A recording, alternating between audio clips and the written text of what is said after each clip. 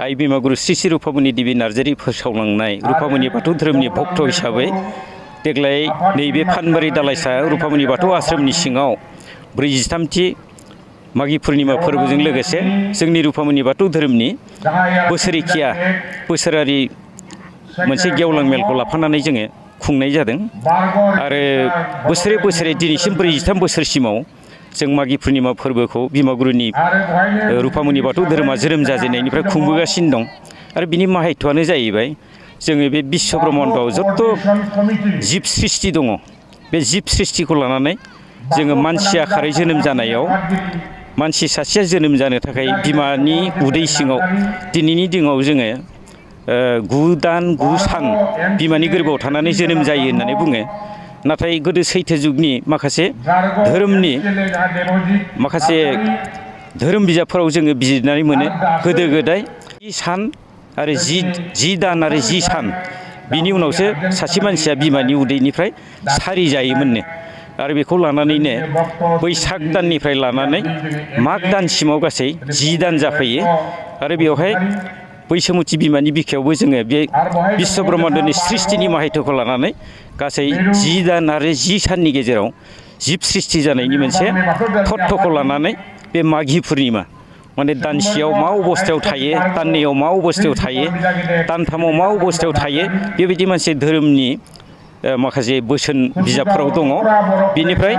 10 दान आरो 10 साननि उनाव पुर्नांग सासे मानसि हिसाबै महर मोननानै बिमानि गोरबोनिफ्राय जोनोम जायो माने पुर्ण रुपै बियो बिकास जाफैयो जोनोम जानानै आरो बेखौनो लानानै माघि पुर्णिमा ओरैनानै जिब सृष्टिनि माहायत्वखौ लानानै पुर्नांग सासे मानसिनि जोनोम जानायनि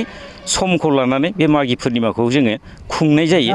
आरो बे माहायत्वखौ लानानै बिमागुरुआ जोंनो रुफामणि बाथौ धोरोमाव बेबायदि माघि पुर्णिमा फोरबोखौ खुंनायखौ जोंनो मोनसे जोबोद गोनांथार सुबुंनि जिउआव ओरैनानै जोंनो फोरमायलांदों बेखौ जोङो गोलाव बाथ्रा दङ नाथाय जोङो दान्दिसे समनि गेजेराव बुंजोबनायाव बेखिनि सुंद'जोंनो जोङो बेखौ बुजिनानै लाजायो बेखिनिया माघि माहायत्वआ जोङो बोसोरे जेखौ जोङो माघि पुर्णिमा हिसाबै रुफामणि बाथौ धोरोमा खुङो बे खुंनायाव जोंहा गोबां माखासे जोंनि गेजेराव मोनसे जांख्रिखांनाय फैदों बोसोरे जोंनि खुंनायनि गेजेराव जोङो गोबां हाबाफारि लानानै खुंनायनि गेजेरजों लोगोसे बे बिश्व ब्रह्माण्डआव जिब सृष्टिनि गेजेराव जिहेतु पुर्नांग जानायनि दिन बेवहाय जाहाथे बे मुलुग संसाराव बिश्व होननानै जों जेखौ मुलुगमा होननानै जों जेखौ बुङो बेवहाय सान्थि जाथों होननानै बेवहाय गासैबो जिउ जिबिफोरनि मानसिल' नङा मुलुगाव जथ' दङ बयनिबो मोनसे सान्थिनि थाखाय सान्थि मोनसे परिबेसखौ जोङो जांख्रिखांहोनो थाखाय बिश्व यज्ञ ओरैनानै बिश्व सान्थिनि थाखाय जोङो मोनसे यज्ञखौ खुंफानाय जायो बे मोनसे जोबोद माहायत्व गोनां यज्ञ बियो आरो बे यज्ञनि फिथाइखौ जोङो मोन्दों होननानै जों फोथायो मानो होननानै बुङोब्ला दिनैनिफ्राय 43 बोसोरनि सिगाङाव रुफामणि बाथौ धोरोमा जेला जोनोम जादोंमोन बै समनि जोंनि बर' हारिनि परिबेसखौ नायोब्ला आरो जोंनि हादोरनि मानसिफोरनि हाल सालखौ नायोब्ला जोङो जोबोद गोग्लैसोनानै दंमोन जों गुबुनखौ नांला बर' हारि हिसाबै जोङो धोरोम बिथिङावनो होन समाज बिथिङावनो होन शिक्षा दिक्षायावनो होन जोंनि रांखान्थि अबस्थायानो होन जोंनि मावनाय दांनाय साननाय हनाय हाल सालानो होन बर' हारिया गोग्लैसोनानै दंमोन नाथाय जोङो बिमागुरुनि बे बोसोनजों जोङो जांख्रिखांनायनि मोनसे धोरोमनि लामाजों आगान सुरबोनाय लोगो लोगो जोङो गुबुन धोरोमाव थायोब्लाबो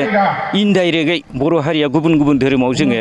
गोसारनानै दङब्लाबो सेरखाय फेरखाय जानानै दङब्लाबो मोनफ्रोमबो बर' हारिजों सिबिजानाय धोरोमनि गेजेराव मोनसे जांख्रिखांनाय फैदों आरो सोलायनाय फैदों आरो बे सोलायनाया हयथ' रुफामणि बाथौ धोरोमनिबो मोनसे गोहोम दं होननानै जों सानो आरो बेबायदिनो दिनै खालि रुफामणि बाथौल' नङा बर' हारिनि गेजेराव जेसेबां धोरोम दं आरो बर' समाजावनो दिनै मोनसे जांख्रिखांनायनि एबा गोदान मुगाजों गोरोबलांनानै आगान सुरलांनायनि मोनसे सोलायनाय जांख्रिनाया जोंनि गेजेराव हारिनि गेजेराव सफैदों बे जोंनि मोनसे गोजोनथाव गासै हारि हिसाबैनो गोजोनथाव बेयो जोंनि थाखाय रादाब बेनो रायजो राजाखौ जों बेखौनो खावलायगोन माघि पुर्णिमा फोरबोआ जाबाय जोंनि मोनसे जोंनि सिमा समखौ लानानै जोङो गावखौनो सुद्रायफिननानै मुलुगाव बिश्व सान्तिखौ जोङो लाखिनानै मुलुगनि सान्तिखौ लाखिनानै गावखौनो गाव सांग्रां महरै दावगालांनाय दानि गोदान मुगाजों जोङो फेर फाथिनानै आगान सुरलांनायनि मोनसे गावखौनो फोसाबनानै मोनसे गोदान महराव होनायनि बियो जोंनि थाखाय मोनसे फोरबो बियो बेबायदि हिसाबै गासैबो जोंनि बर' हारिनि गेजेराव धोरोम खान्थियाव जोङो एसे गुबुन गुबुनब्लाबो नाथाय बेयाव ओरैबायदि दङ मोनसे धोरोमारि धार्मिक होननाय मोनसे माबा दं बे धार्मिकआ गुबुन गुबुन गावबा गाव नेमखान्थि थायो नाथाय आध्यात्मिक होननाय मोनसे बाथ्रा दङ धोरोमाव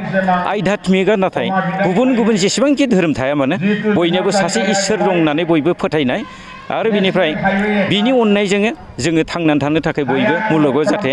सान्थिया रैखा जायो बयनिबो गेजेराव गोजोनलायनाय फैयो बेनि मोनसे आध्यात्मिक सिङाव बाथ्राया हाबनानै दङ बे आध्यात्मिक मोनसे मोनफ्रोमबो गुबुन गुबुन धोरोमाव थानायनि गेजेरावबो जों बर' हारिया जेरैहाय जोङो हारि हिसाबै थांनानै थानायनि दा दावहा नांगासिनो दं बे समाव धार्मिक माखासे जोंनि गेजेराव थानाय गुबुन गुबुन दिफारेन्स एबा फारागखौ जोङो बारा लाखियाजासे आध्यात्मिक साइडआव जोङो गोथौ मोनसे सान्थौजों जों गासिबो इसोरनि फिसा जों गासिबो बाथौ सिबियारि बर' हारि होननानै खौसे जानांगौ गुबुन गुबुन हारिफ्राबो बेबायदिनो धोरोम खान्थिया खौसे थानायखायनो खौसे जादों नाथाय जोङो धोरोम खान्थियाव जों खौसे फैनाया एसे गोब्राब मानो होननानै बुङोब्ला जोङो गाव गावनि धोरोमखौ बयबो नागारनो हानाया गोब्राब जायो बेवहाय आध्यात्मिक साइडआव जोङो गोथौ धोरोमनि सिन्थाधाराखौ लानानै खौसे जानानै हारि हिसाबै थांनानै थानायनि दावहायाव जोङो बयबो आवगायबोनांगौ आरो इसोरखौ फोथायनानै इसोरनि सायावनो भरसा खालामनानै जोङो जोंनि हारिखौ फोथांनानै लाखिनायनि खामानिफोरखौ जों मावनो थाखाय बयबो आवगायबोनांगौ आं बेखौनो बर' हारिनि गेजेराव रायजो राजानि गेजेराव आं बेखौनो खावलायनो लुगैयो।